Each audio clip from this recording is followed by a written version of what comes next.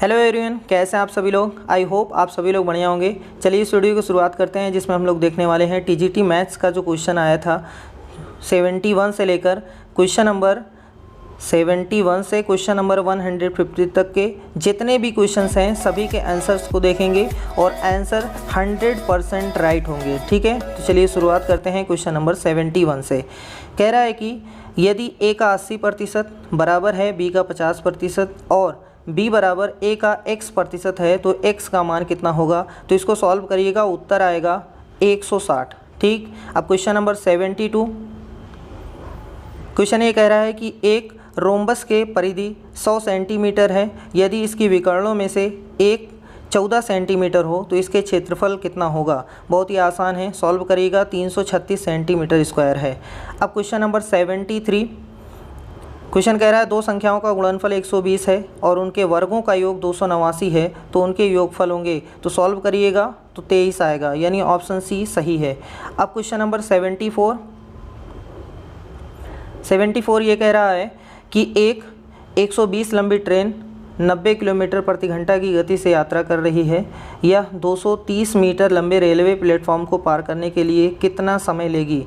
तो इसमें जो आप सॉल्व करेंगे, जो इसका जो आंसर आएगा वो तो इसमें दिया नहीं गया, 14 सेकंड में ये पार करेगी। ठीक है, इसलिए हमारा ऑप्शन जो सही हो जाएगा वो ई वाला सही होगा। अब क्वेश्चन नंबर चलते हैं 75 को। कह रहा है कि दो संकेंद्रित वृत्तों जिनकी परिधियाँ 88 और 132 सेंटीमीटर है के बीच वलय का क्षेत्रफल है। तो सॉल्व करिएगा, उत्तर आएगा 770 सेंटीमीटर स्क्वायर। अब क्वेश्चन नंबर 76। क्वेश्चन ये कह रहा है कि क्षेत्रफल 400√3 स्क्वायर मीटर वाले समबाहु त्रिभुज का परिमाप है। तो इसको सॉल्व करिएगा, 120 मीटर आएगा, 120। Option C is the right answer. अब क्वेश्चन नंबर 77 कह रहा है कि यदि एक लंबवृत्तीय शंकु की त्रिज्या और ऊंचाई 20% बढ़ा दी जाए तो इसका आयतन कितना प्रतिशत बढ़ जाएगा। तो 72.8% बढ़ जाएगा, यानी ऑप्शन सी इसका सही है। अब क्वेश्चन नंबर 78 कह रहा है कि कोण ए बी सी के आंतरिक समद्विभाजक ओ पर मिलते हैं। यदि ए बराबर 80 है तो त्रिभुज ABC में BOC का मान पूछा है। तो सॉल्व करिएगा, उत्तर बी है, यानी 130 है। अब क्वेश्चन नंबर 79। क्वेश्चन ये कह रहा है किसी धनराशि पर साधारण ब्याज और चक्रवृद्धि ब्याज के बीच का अंतर 2 वर्ष में 5% ब्याज में है, ₹15 तो वह राशि है। तो सॉल्व करिएगा, इसका उत्तर हो जाएगा 6000। अब क्वेश्चन नंबर 80। एक टैंक में दो नल ए और बी हैं। टैप ए से 5 मिनट में भर सकता है और बी से 10 मिनट में खाली कर सकता है। यदि दोनों एक साथ खोले जाएं तो टैंक भरने का समय तो 10 मिनट रहेगा। ठीक है, इसको सॉल्व करिएगा, उत्तर आएगा 10 मिनट। Question number 81। एक ट्रेन खंबे को 8 सेकंड और 120 लंबे प्लेटफॉर्म को 20 सेकंड में पार करती है तो ट्रेन की लंबाई कितनी होगी। तो 80 मीटर होगी इसकी लंबाई। ठीक है, अब क्वेश्चन नंबर 82। एक समांतर चतुर्भुज में केवल दो दिशाएं समांतर होती हैं। नहीं, ऐसा नहीं है। विपरीत दिशाएं बराबर होती हैं, ये सही है। विपरीत कोण बराबर होते हैं, ये सही है। इसका मतलब 2 ऑप्शन सही है, इसलिए उपर्युक्त में से एक से अधिक वाला सही माना जाएगा। अब क्वेश्चन नंबर 83। एक शहर की वर्तमान जनसंख्या इतनी है, यदि जनसंख्या वृद्धि की दर 5% पर एनम हो तो उसी शहर की जनसंख्या 2 साल बाद होगी। सॉल्व करिएगा, 1,94,481 आएगा। अब क्वेश्चन नंबर 84। 4.5 साल बाद एक धनराशि का साधारण ब्याज धनराशि का 9/10 हो जाता है तो ब्याज की दर आपसे पूछा है। तो इसमें सॉल्व करिएगा, 20% आएगा, यानी option C is the right answer. अब क्वेश्चन नंबर 85 कह रहा है 2 पुरुष और 3 बालक मिलकर एक काम को 6 दिन में और 8 पुरुष और 5 बालक 2 दिन में पूरा करते हैं। तो पुरुष और बालक के कार्य अनुपात हैं, यानी इफिशियंसी का अनुपात पूछा है। तो इसका ऑप्शन सही हो जाएगा 2:1। 2:1 यानी बी वाला सही है। अब क्वेश्चन नंबर 86 कह रहा है कि एक शंकु, एक अर्धगोला और एक बेलन का आधार समान और ऊंचाई समान है तो आयतन का अनुपात 1:2:3 होता है। ठीक है, ये फैक्चुअल क्वेश्चन है। अब क्वेश्चन नंबर 87 कह रहा है 10% की दर से 1000 का चक्रवृद्धि ब्याज 210 रुपये बनने के लिए आवश्यक वर्षों की संख्या। तो भैया जी 2 साल में बनेगा। ठीक, अब क्वेश्चन नंबर 88 कह रहा है कि यदि किसी नियमित बहुभुज के आंतरिक कोण उसके बाह्य कोणों से 10 गुना है तो बहुभुज की भुजाएं क्या हैं? तो 22 भुजाएं होंगी। 88 का बी वाला सही है। ठीक है। अब क्वेश्चन नंबर 89 कह रहा है कि 12,560 के विक्रय मूल्य पर 12.5% की छूट के बाद एक सामान को बेचा जाना चाहिए, उसकी मूल्य है तो 10,990। अब क्वेश्चन नंबर 90 देखते हैं। बहुत ही आसान क्वेश्चन, बस खाली घुमाया गया है। त्रिज्या 8 सेंटीमीटर वाले एक वृत्त की 2 रागियाँ मतलब जीवा प्रत्येक 6 सेंटीमीटर है। यदि एक राग केंद्र से 3.5 सेंटीमीटर दूरी पर है तो दूसरी, अरे भैया जब जीवा की लंबाई जो है वो बराबर है तो केंद्र से दूरियां भी बराबर होगी, यानी 3.5 सेंटीमीटर, यानी 90 का ए वाला सही है। अब क्वेश्चन नंबर चलते हैं 91। कह रहा है कि त्रिज्या 7 सेंटीमीटर और ऊंचाई 10 मीटर की एक छड़ को पिघलाने पर व्यास 10 सेंटीमीटर और लंबाई 1.4 मीटर की कितने छड़ें बनाई जा सकती हैं? तो option C is the right answer, यानी 14। ठीक।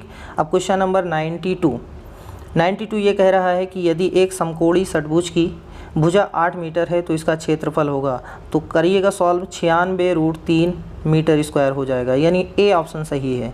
अब क्वेश्चन नंबर 93 ये कह रहा है कि यदि एक बेलनाकार पाइप की लंबाई 70 सेंटीमीटर और इसका व्यास 22, इसका व्यास जो है 2.2 सेंटीमीटर और 1 सेंटीमीटर क्यूब घनफल पाइप का वजन जो है वो 10 ग्राम है, तो इसका वजन कितना होगा? तो बहुत ही आसान है, सॉल्व करिएगा। इसका जो ग्राम होगा वो 2662 ग्राम होगा, यानी सी वाला सही है।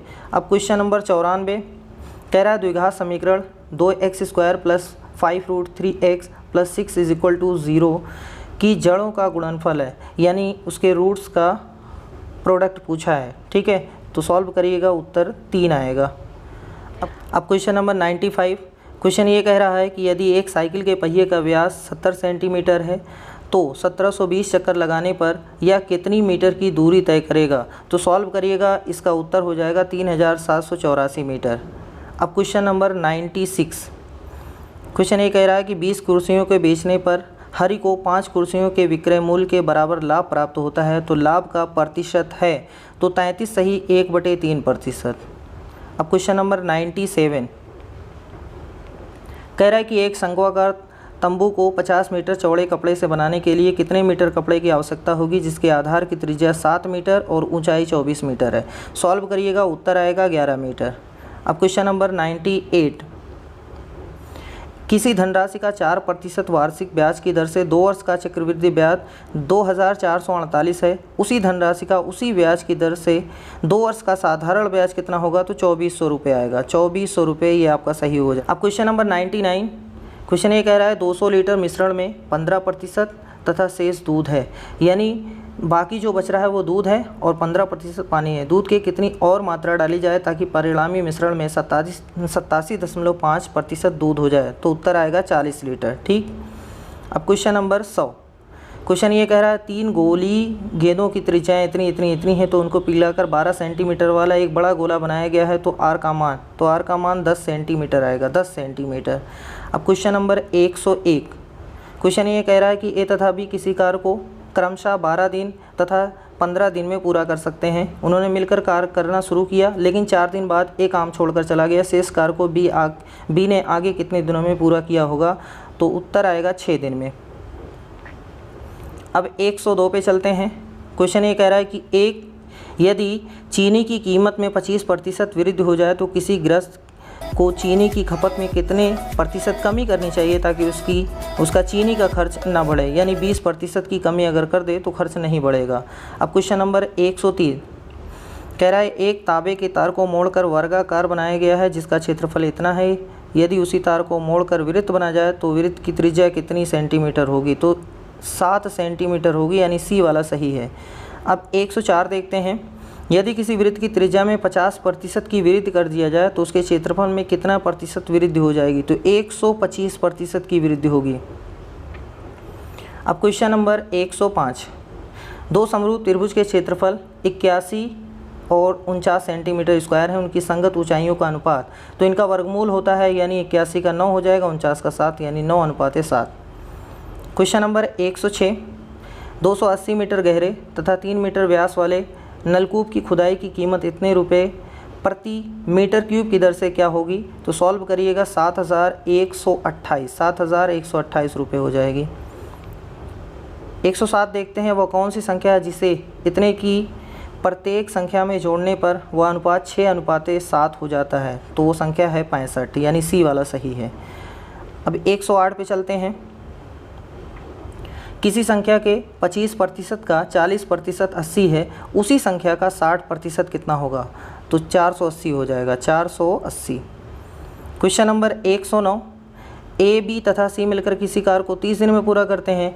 ए बी मिलकर 50 दिन में, सी अकेला कितने दिन में करता है, ये आपसे पूछा गया है। तो ऑप्शन हो जाएगा बी वाला, यानी 75 दिन में करेगा।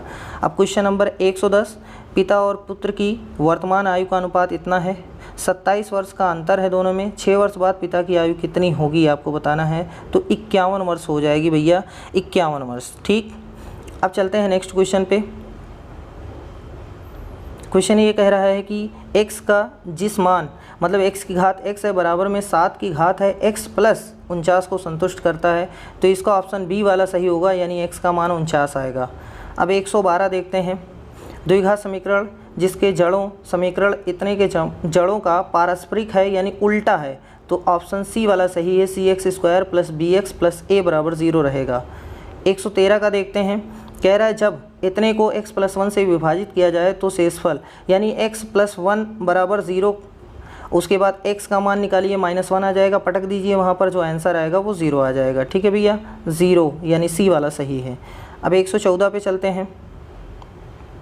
कह रहा है 21 से 100 तक सभी पूर्णांकों का योग, तो 4840 होगा। 115 देखते हैं। ये भी आसान क्वेश्चन है, इसको सॉल्व करना है।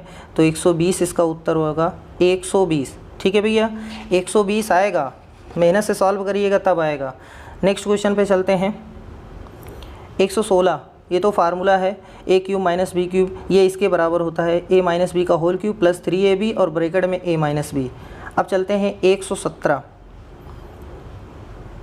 117, अगर समीकरण इतने के जड़ों का समान है और वास्तव है तो m का मान -12 और +12 दोनों रहेगा, इसलिए हमारा जो आंसर रहेगा उपर्युक्त में से एक से अधिक रहेगा। ठीक है। अब क्वेश्चन नंबर 118 कह रहा है समुच्चय इतने में परिमेय संख्या है, तो √4, यानी इसका मान, जो संख्या रूट से बाहर आ जाती है उसको बोलते हैं परिमेय संख्या, तो ये इसका मान 2 हो जाएगा। ठीक। 119 देखते हैं। कह रहा है इतना और इतने का HCF, यानी जो कॉमन रहेगा, तो x² + 1 ये कॉमन रहेगा।